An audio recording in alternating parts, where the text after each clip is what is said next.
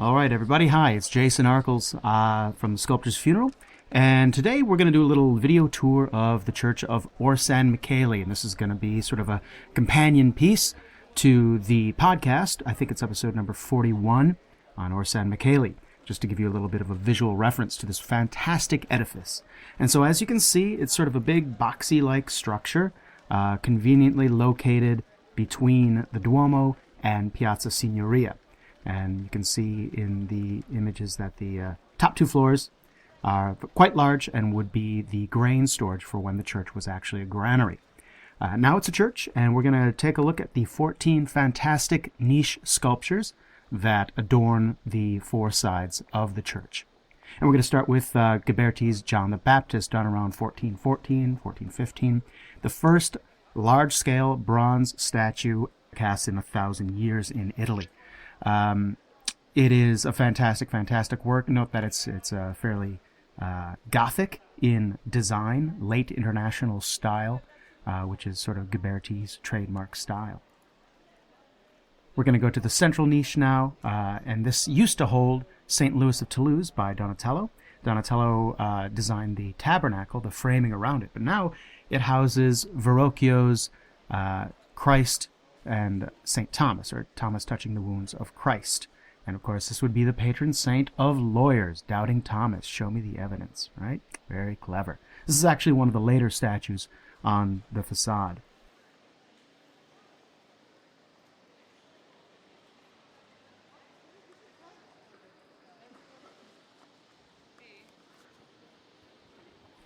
Next to it is actually the very last statue that was placed on the facade of Orsanmichele, and this is St. Luke by John Bologna, done all the way in 1602.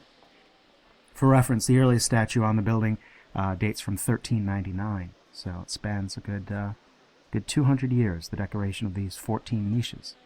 And in fact, there were some sculptures earlier than that as well that were subsequently replaced. And then we walk around the corner and we come to, kind of a strange, odd-looking St. Peter.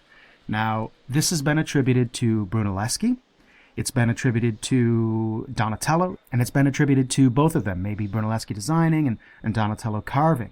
And nowadays, people are saying, well, it might not be any of that. It might have been designed by Brunelleschi, but carried out by a sculptor named Bernardo Ciuffagni, who was active at the time in Florence and actually worked alongside Donatello on the facade of the Duomo. But nobody knows. But note the background, though, the background of this niche. See the colored stone inlay in the back of the niche, creating sort of these perspective geometric designs. This is probably the earliest example of perspective done in inlay like this, although, of course, now in Florence it's kind of everywhere. And then we go down to the first work we come to by Nanni di Banco. And it's St. Philip. Nanni di Banco died young.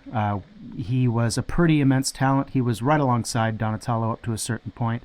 In fact, they share quite a bit of idiosyncrasies. You could tell that they were learning from each other. They both have sort of almost the same flaws as well. Notice the limp wrist on St. Philip. We'll see that limp wrist again and again in Nanni's work, but also in Donatello's early work. And here we come to Nanni di Banco's masterpiece, the Four Crowned Saints, the patron saints of sculptors, by the way. And here we see four late Roman sculptors awaiting their fate, their martyrdom. Probably the most Roman of the early Florentines. Nanni di Banco was really looking towards the classics for inspiration. But of course, we love him most of all these days for the fantastic little predella, which is the little relief, the relief sculpture down below the Quattro Coronati. Very famous depiction of masons and sculptors at work. You see a mason on the left, he's building a brick wall, and then another mason is sort of using a tool called a violino to drill a hole into a column.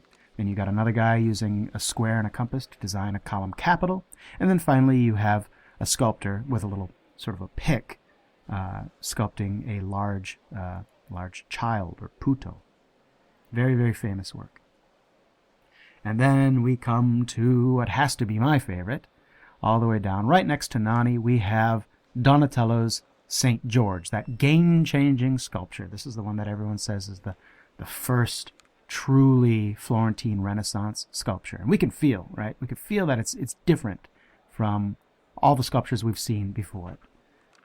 The inner psychology of the figure looking off into the distance, the fantastic feeling of weight and solidity to the figure that isn't hidden by drapery. And of course, down below we have the fantastic predella of St. George slaying the dragon, the first recorded instance of staccato relief, a relief style that Donatello in fact invented. And it also incorporates linear perspective in its design as well. It's important to remember that staccato is not the same as linear perspective, but they work well together. Yeah, look at that Donatello. Ugh, he's good. He's good.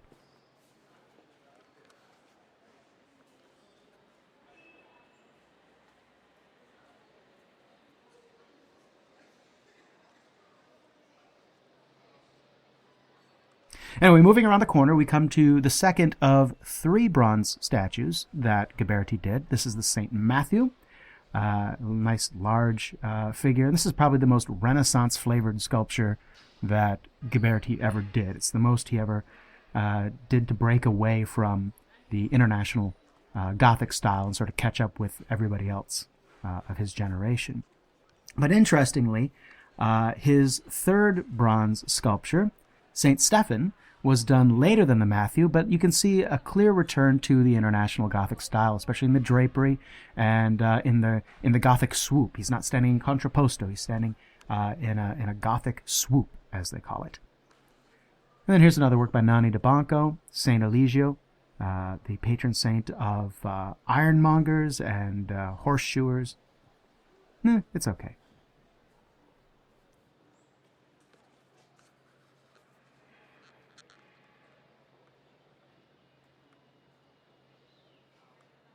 Now look at this. Look at the corner here. This is quite interesting. On each of the 4 corners, yeah, thumbs up. On each of the 4 corners of the facade of Orsanmichele, we find 4 small reliefs carved right into the pietraforte, which is the name of this type of stone. Each of the 4 reliefs represent the 4 seasons. I believe this is, I think it's summer. I'm not sure. I see flowers. Could be spring. Could be summer. I'm not sure. It's definitely not winter. Anyway, on each of the 4 corners, there's a representation of the 4 seasons. And this alludes to this building's original use as a granary and grain market and food market. Now we turn the corner, and we have another work by Donatello. Not that bicycle, but there we go. There it is, the Saint Mark. Now this is a work that he carved. Take a look at this. This is a work that he carved only 3 or 4 years before he did the St. George, but they seem worlds different, right? You've got your standard, very early Renaissance, toga, but notice that this figure is in a clear contrapposto. Notice how the toga actually helps reinforce the solidity of the weight-bearing leg, the flutes of the drapery almost acting like a fluted column, in contrast to the movement of the drapery around the other leg, the non-weight-bearing leg. This is one of the earliest uses of contrapposto in Renaissance Florence on a large scale. Now, we had seen contrapposto all the way back to Andrea Pisano, but this is the first time it's been done on a work so prominently displayed. And this is for the Linen Weavers Guild, and this is the one that the guild had a big problem with in terms of the facial features. No one really liked it in the guild when Donatello unveiled this, but when Donatello unveiled it to the guild, it wasn't in the niche, nice and high up like we see it now. It was down at ground level. And so the optical corrections that Donatello made to this sculpture, which would make it look natural when viewed from below, looked very, very strange to everyone when you looked at it straight on. But Donatello figured that one out and got the guild to come around to his side.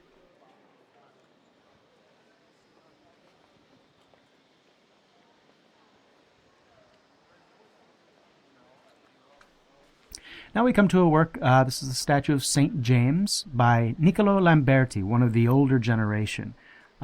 He competed with Brunelleschi and Ghiberti and Jacopo della Quercia for the commission of the bronze doors.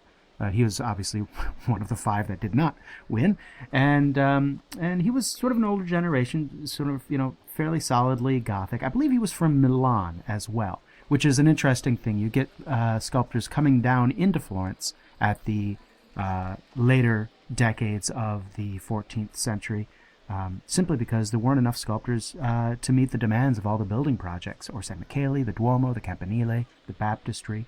And so people like Niccolo Lamberti would enter Florence and find success as a sculptor here.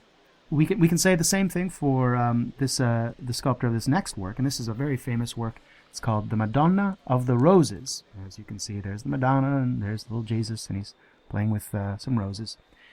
This is a sculptor by Giovanni Tedesco, or Johnny Germany. This is what his name translates into, Germany John. And of course, he was from Germany. He came down just like Niccolo Lamberti did, looking for work in prosperous Florence. And this became a very prominent and much revered statue. Orsanmichele, of course, was the center of the worship of the Madonna in Florence, not only for its painting by Bernardo Daddi inside Orcagna's tabernacle, but also because of this beautiful work made in 1399. Interestingly, down at the base, there's an inscription in Latin, but basically it translates to, one day some kid climbed on this and broke the statue, and the townspeople of Florence were so enraged that they gathered around him and beat him to death. So let that be a lesson to you. Don't climb on the statuary, I think is the meaning of that inscription, sort of a warning to the drunken American tourists now visiting Florence. I hope they've studied their Latin. And then we come to the last work on the niche. This is by Baccio di Montelupo, who was a schoolmate of Michelangelo.